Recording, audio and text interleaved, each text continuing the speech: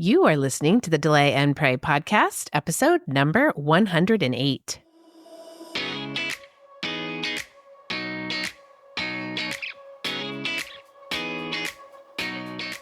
Welcome to the Delay and Pray podcast, where certified Catholic and weight loss coach Beth teaches you how to permanently lose weight through spiritual fasting. Get ready to gain faith and lose weight through a joyful transformation of both body and soul. Now, your host, Beth, the Catholic fasting coach.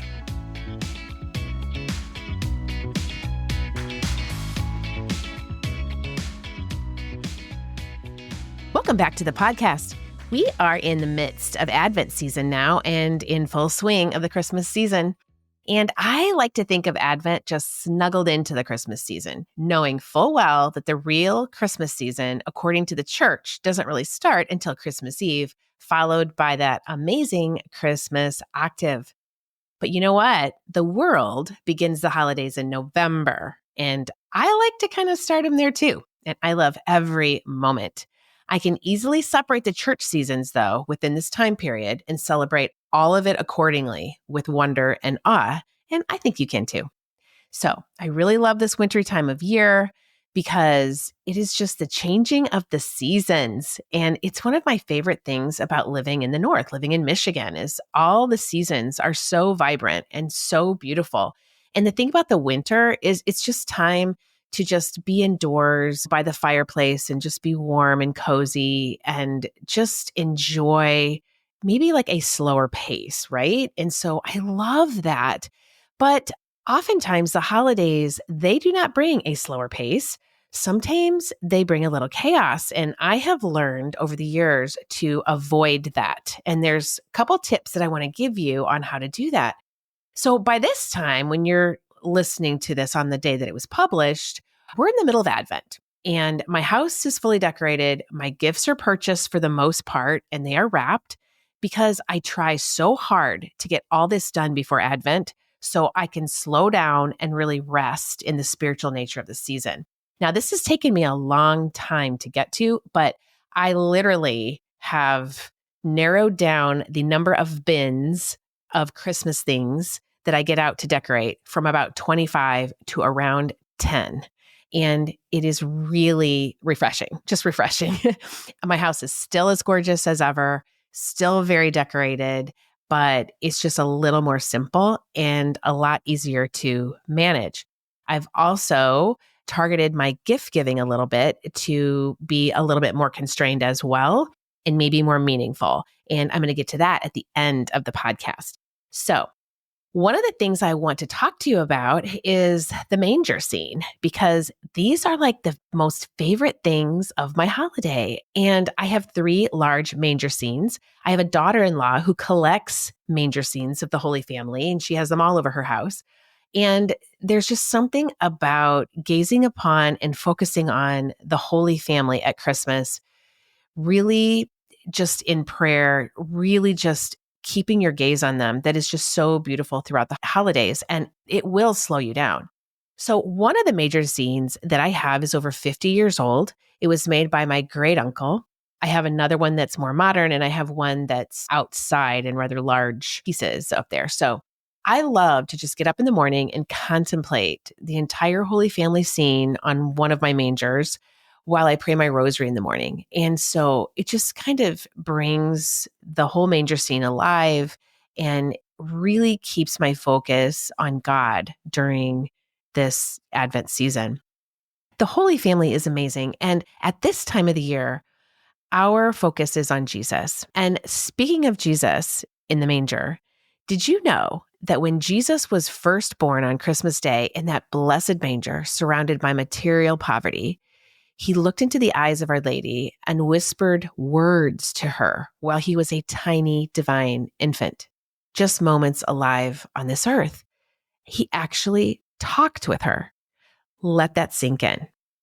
Of course he did. He was God in infant form, fully human, fully divine. Why wouldn't he do the impossible at the very moment of his holy birth? Well, I learned this from the wonderful book I always talk about called The Mystical City of God by Venerable Mary of Agreda. It is deemed private revelation now, so it's deemed private revelation by the Catholic Church, so you're not mandated to believe any of it. But if you think about it, he was God. He could do anything. I choose to believe he did say words from time to time, especially upon his birth, to his beautiful mother. I love the thought of this. So back to the story. There's God lying in the manger as the divine infant on Christmas Day, a manger that is literally a feeding trough for animals. I mean, even upon his holy birth, he was preparing to be consumed by those he loved, and he spoke to Mary. So what do you think he said? Well, according to the book, this is what he said. Mother, become like unto me, since on this day, for the human existence, which you have today given me, I will give thee another more exalted existence in grace, assimilating your existence as a mere creature to the likeness of me, who am God and man. Wow. He was conferring on Mary all that she needed. She was sinless, all the grace that she needed to be very much like him, who was God and man. It was a message of peace for our Blessed Mother. He called her to become holy as he is holy, to embrace him in all his poverty. He was calling her and us away from comfort and into greatness. And of course, she gave him her yes once again, as she always did. And we should follow her. This Advent, this Christmas, he is calling you to greatness too. This interesting account and so much more is given to us again by Blessed Mary of Agreda, who the Virgin Mother appeared to many times, asking her to write that book, Mystical City of God. There's so much in there, especially around the birth of Jesus, before and after his birth, actually, too. It is so beautiful. I encourage you to pick up this book and just start there, start in the middle and just read the words of Blessed Mary of Agreda. It's so beautiful. Again, it's private revelation. You're not required to believe it, but oh, how I believe it. It just deepens my faith, makes me a much better person. In fact, I believe it with all my might because just the thought of our Lord as a holy infant speaking to me gives me great peace, great hope, great strength in his divine protection over me, and then me protecting him and loving him fiercely as a mother. Imagining him as the divine infant changes everything. It helps define me as a mother, why he created me, what I do on a daily basis. I mother. I was born to protect and love like Jesus loves. I am the heart of the home. The divine infant is born into our hearts every year to take us deeper into himself and to reveal our mission as women, as mothers, to give us strength and hope for the coming new year. Like you, I'm a busy woman, wife, mother, grandmother, business owner, parishioner, friend, on and on and on. I once thought it would be impossible to stroll along at the pace of peace during the holidays with this divine infant always with me, talking to me, assuring me, strengthening me, guiding me, and showing me the way. But then I started to truly live out Advent through my imagination as a penitential season, not like Lent, not sorrowful, but with joyful expectation of the divine infant coming into my arms again on Christmas morning.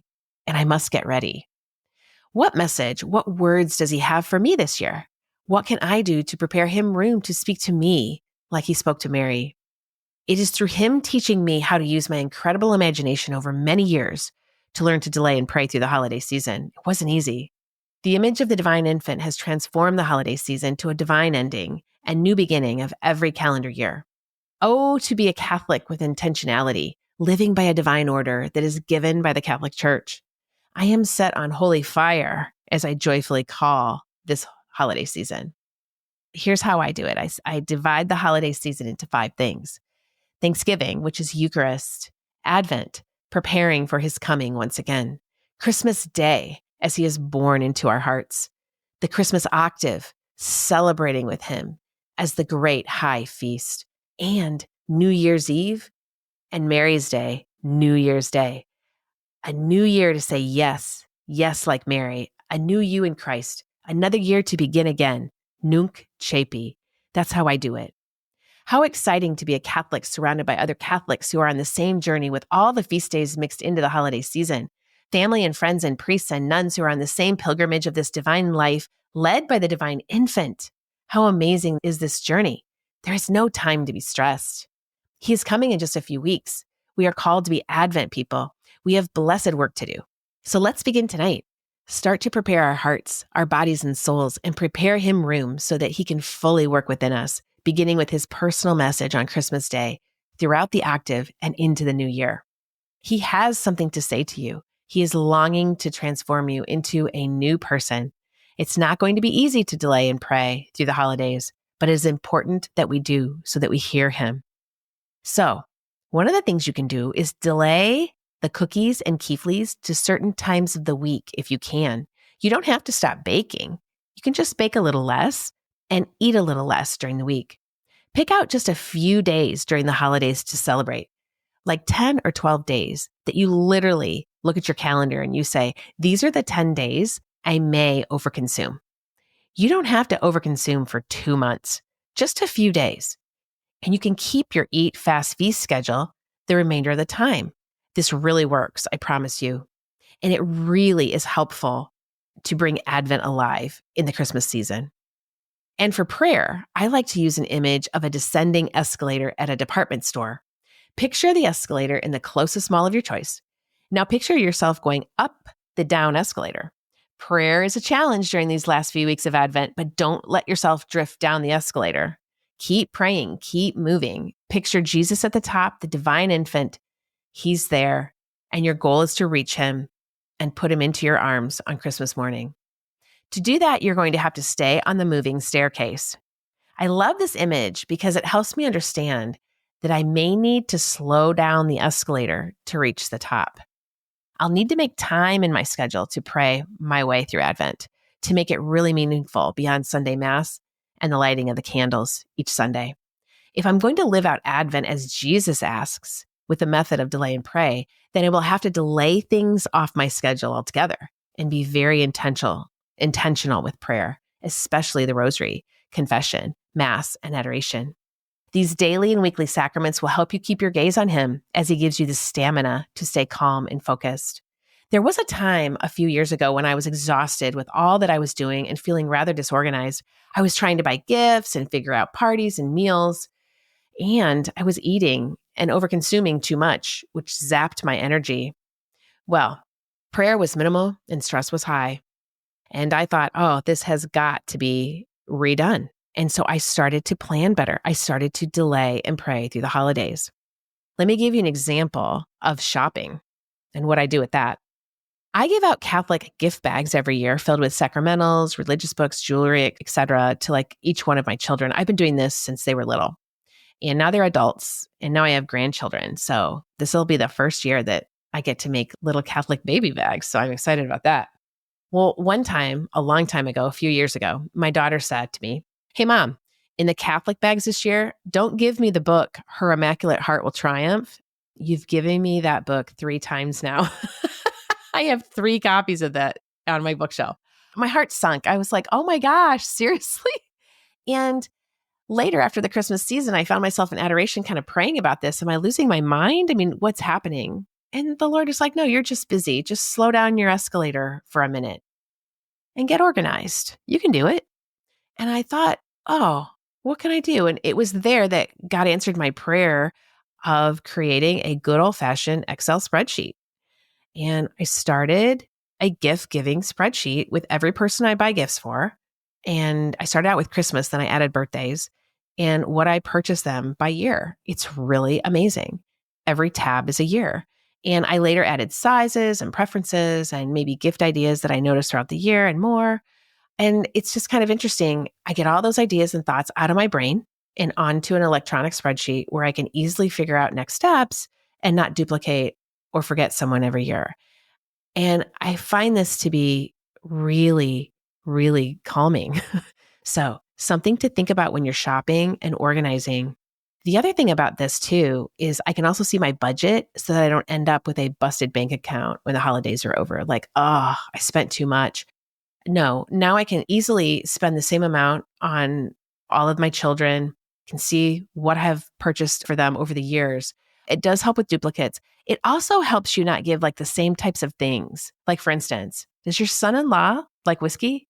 Well, you'll see that you gave him whiskey glasses like a lot, or maybe whiskey, or maybe like, I don't know, something having to do with whiskey. And that's like, okay, we don't need to do that. We can figure out something else to give him, right? So it's an organizational tool.